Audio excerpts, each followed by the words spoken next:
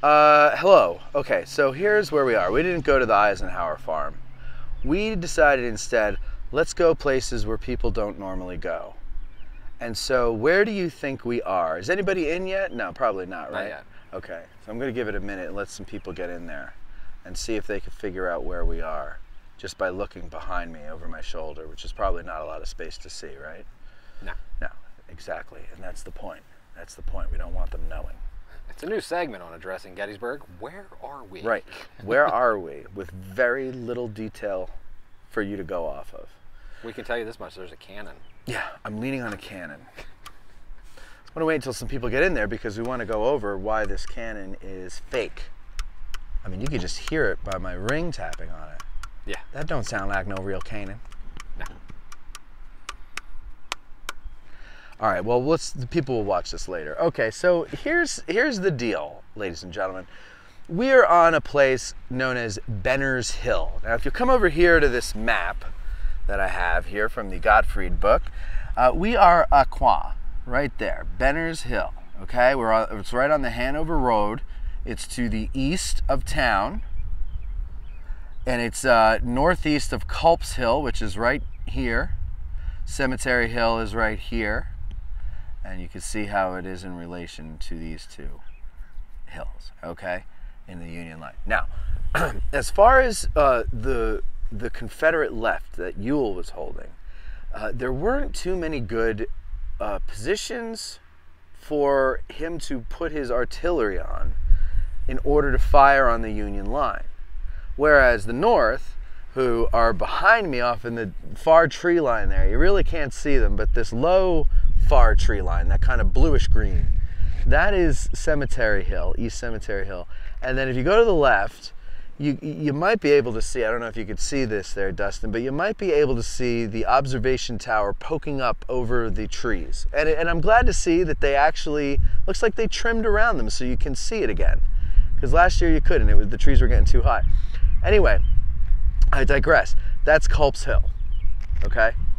We're on Benner's Hill. It was really the only open platform that they could find to put artillery. And the lucky man who would get to place his battalion up here is a kid by the name of Joseph Latimer. He was a major, and he was a boy. I think he was, what, 19 years old? He was young. He was a youngster. The boy major. The boy major. And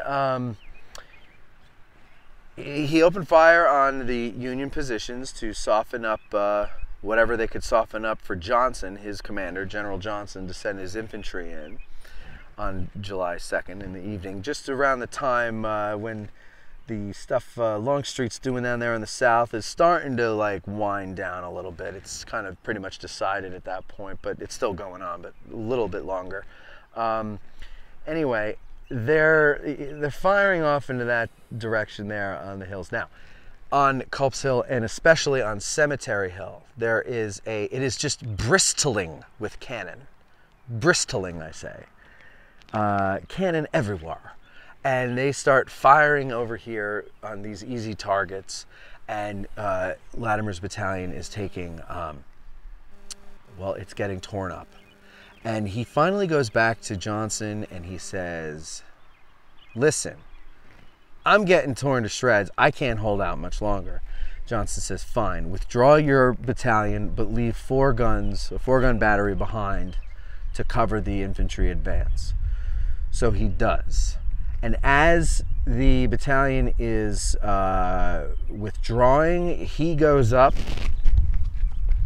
Sorry, I thought I had a snake on my foot. He comes back up here to oversee the deployment of that final battery, and a shell fells him and his horse, and the horse pins him down on the ground. He gets wounded in the arm. Whoops! Okay, he gets wounded in the arm, and will later have it amputated, and he'll linger for about another month, and then he'll die on August 1st, 1863. Now, in here, this is very special for all of you. Some of you guys have seen this before from other live videos that we've done. But this is called the Gettysburg Grail Diary. Okay? And in here are notes that I took while reading Noah Andre Trudeau's book, Gettysburg, A Testing of Courage. Okay, now I'm going to read to you a description of what happened. These are all just bullet points, so forgive me if it's not beautiful prose.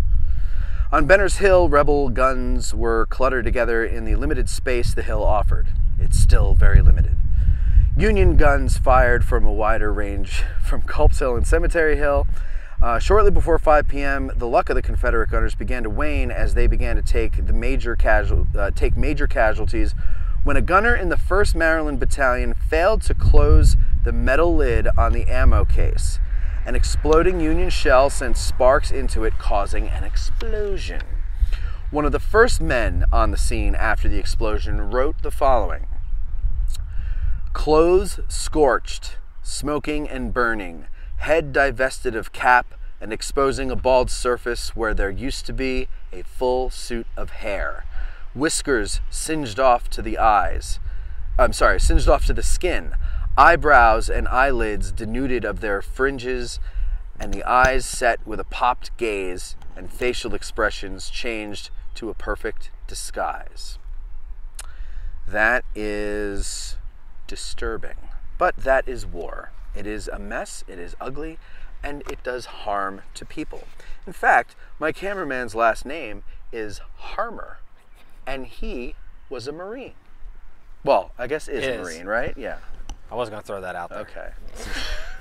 All right, now, this is a cannon. This is a Parrott gun, but it is and it isn't. Here's what I mean. Here, I'll go ahead. You want to get a better shot of it without my fat ass in there? All right. So as we can see, as I pointed out when we were doing the Buford statue, this is rifled, right? Oh, look at that, a little rifling in there. But what is it missing here that was on the tube at the Buford statue? It's missing the stamp with the inspector, the year it was made, the weight, and the ironworks company that it came from. This is fake, ladies and gentlemen, fake. There are many fake barrels or tubes here on the battlefield. And one of the ways you can tell is that it's missing its markings on the front here, on the muzzle. But also, if you come over to the side here, you see there's a bit of a seam, right? See that seam going all along there? Because it's two parts fused together. Now let's go around over here to the trunnions. Thank you. I was going to say turnbuckles. I'm like, this isn't wrestling. Oh yeah. All right. There would normally be a stamp here as well. I've seen some of the guns that have the year it was made. Oh, that's it, usually, right? The year. Yeah. Okay. Coming back here to the breech, there would be a stamp up here that would say U.S. if it was a U.S. gun. And, you know, this is the touch hole and everything. But it's also got other holes in it as well. Right, it's got other holes, which, I don't know, what is it? That just looks like defects. And then here, look at this. I like this bolt stuck in there. But holding the two pieces together, probably. Right. But why put a real one on Benner's Hill, where nobody goes to? Nobody comes up here. But you should. And you know why you should? Because it's more than just a hill with a few cannon on it and a couple of stories about people being denuded of their hair. Look out there, if you will, Dusty. Thank you. Now, let's stop. And now, see that bald hill in the distance? Can you get a good, oh, that's a good shot of it, okay. You see that there? That is what is known as Oak Hill, where the Peace Light is.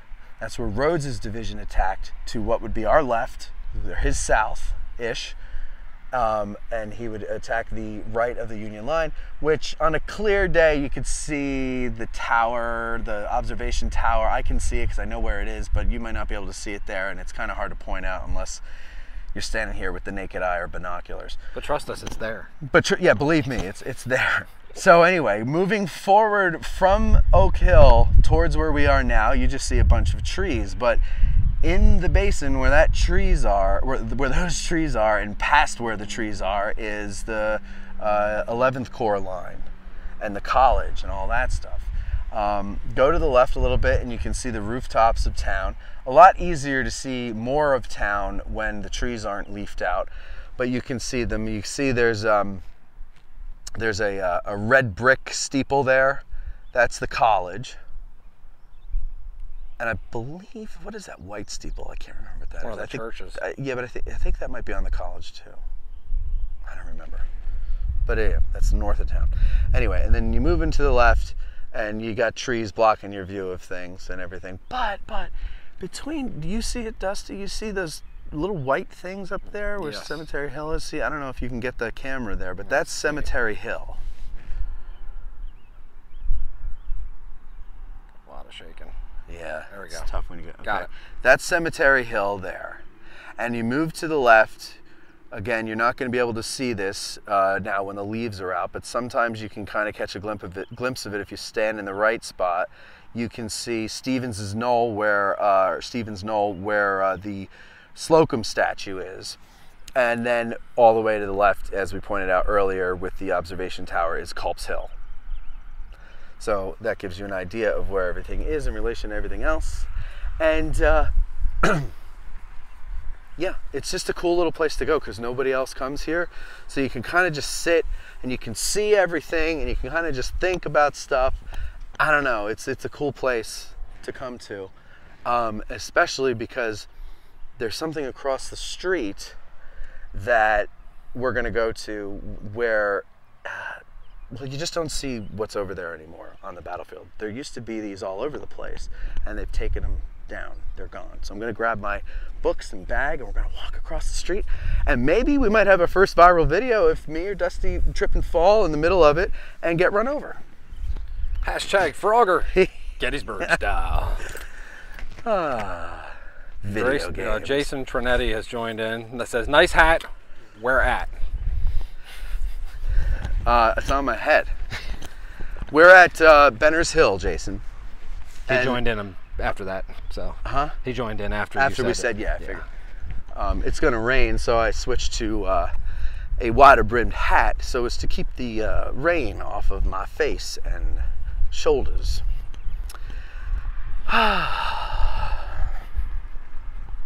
After this, we're going to go out to East Cavalry Field. I usually don't get good service out there, so it might not work, but this is going to get interesting. well, we can at least record a video and then upload it later.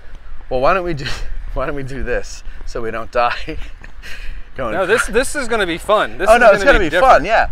But you look right, I'll look left, and we will just walk. And we have to walk, but we leave enough room for us to walk at the pace we're walking now. Yes. Okay, not run, because if you run and I walk, you're going to untether us from the phone, and then that's where we're going to die. Okay, let's see. Okay. Let's pause. Pause, not here, no. Oh, jeez, it's going to take forever. All right, wait. Nah, here we go. No. We're good. After this after this car, we're good. And we can go. Just, okay. Oh, look at this, a la-di-da. leisurely walk right across the street. Go up that ramp there, it's a lot easier. Right into somebody's yard. No, this is park property. Yeah, but where's theirs end? Oh, I don't know, over there, where they mow it. Where You they can tell mow. by Yeah. where they mow. Hey, how you doing? What's up? All right, so this is Nelson's battalion, artillery battalion. Is that Millage's battery? Again, another fake one, another fake 3-inch ordnance behind us. We just passed there.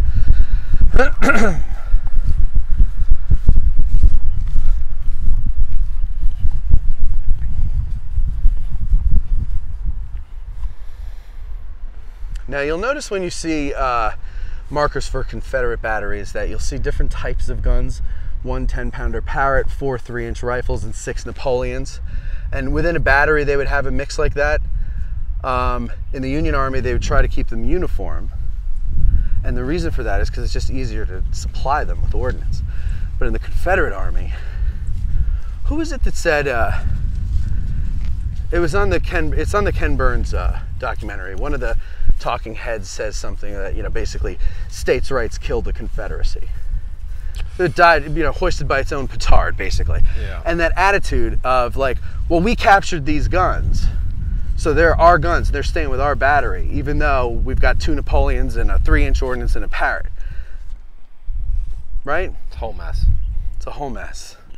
this is what I wanted to show you. This is a Napoleon, named after Napoleon Dynamite. And these are the things that you don't see on the battlefield much anymore. In fact, at all. You only see them here. There's 1, 2, 3, 4 down the line. And that's it, but they used to be everywhere. Sometimes when you go around and you stop and you look at a battery, you're gonna see like a concrete slab just sitting there and about this distance from the gun. And you're like, what's that about? Is that where the commander stood? No, they didn't bring concrete slabs with them. No, that's where they told them to put where they wanted the guns at. They were markers, so they could. So they knew where to go. Right. Right. So the commanders had them put concrete blocks. Exactly. So I get. Well, you ever heard the expression "place your block over there"? That comes from the military. Now you know. Again, none of this is true. Well, none of that is true. Those slabs are there because they didn't remove them when they removed the balls. But this is pretty cool because you see they got the holes in them here. So that if this were like a real cannonball, there would be a fuse that would screw in here. And there'd be numbers on the fuse, and you can turn this little dial. What was it, 1, 3, and 5 second fuse? What was the timing on those things? Well, there was a couple seconds, I'll say. I'll look into that and get that specific answer. But anyway, and the commander would say, 3-second shell, whatever elevation he wanted it at. And when the cannon was fired, the flame would come around because this was not a very tight fit. There was room for air to get around and flame and whatever because it was a smooth bore. It wasn't in there tightly. And that would ignite the fuse. And the fuse would burn as it leaves and as it travels. And it would burn down to the powder charge inside and explode into the faces of or over the heads of the troops it was fired at. It made for a wonderful afternoon, no doubt. And then the same thing, they had them also in the elongated conical shaped shells for the rifled pieces. And yeah, I mean, it must have been a lot of fun getting hit with one of those things. Who were we just talking about before that got one right in the back of the neck? That'd be John Pelham. Pelham, that's right. My guy. That was where? That was at Kelly's Ford, Battle of Kelly's Ford in 1863. March, right? March of 1863. March 17th, 1863. St. Patrick's Day. Yes. No, wait, is St. Patrick's Day 16th or 17th? It's the 17th. Some Irishman I am. I'll fix you on that.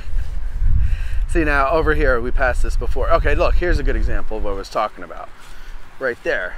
Concrete slab, or this is stone, not concrete. Stone slab, nothing on it, because, well, I take it away. Now here's another one. This is a 3-inch ordnance. This is fake. This is a fake one. Can you tell us why? Anybody in there watching? And if they are, can they comment and say, why is this one fake? Look at the muzzle first. Forget the block of wood inside. What's fake about this? How can you tell that this is fake just looking at the muzzle? Give you a second to hear that question. Dusty, when you... I'm watching. When you see something come up, you let me know. Should we cue the Jeopardy music?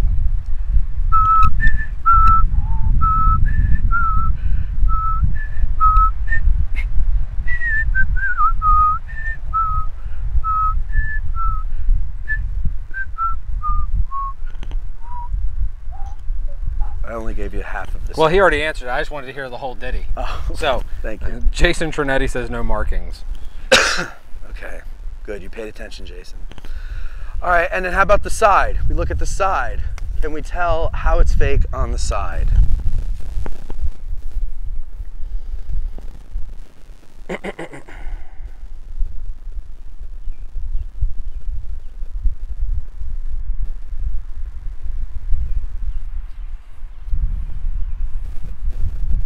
Nothing yet. I don't know. I don't know. Laughing.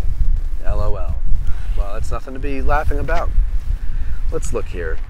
Where is it? I can't say. Okay.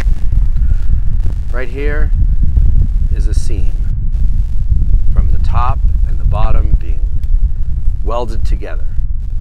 A real one would not have this because that would not be structurally sound enough to handle explosion after explosion inside. I wouldn't be firing it. Hells to the no. So that's how you can tell, among other things, but clearly I don't feel like talking about the rest of them.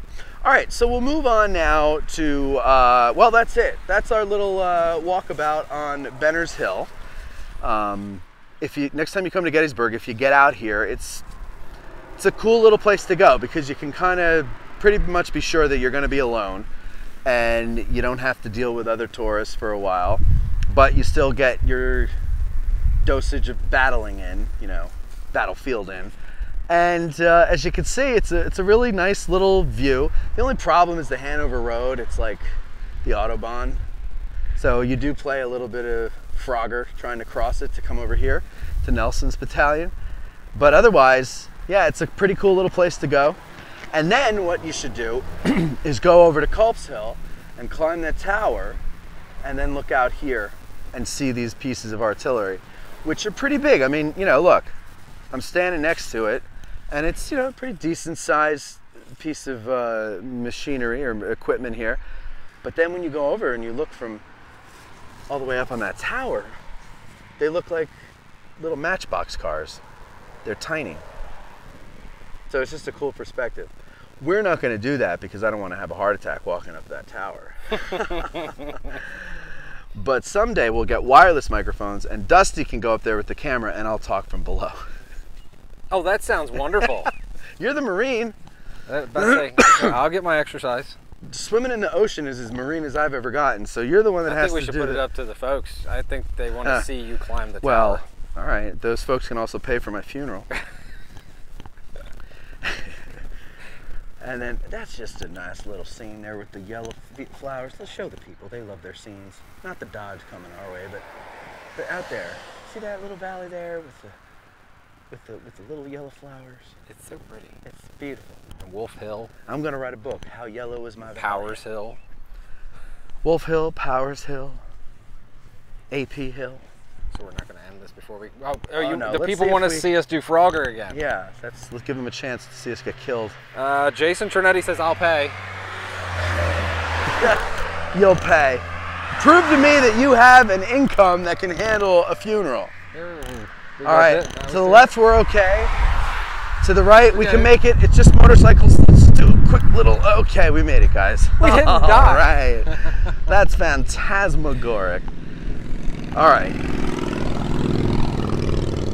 They've had enough of us. Next one we're going to go to is East Cavalry Field. Okay. And we're going to see what we can see there.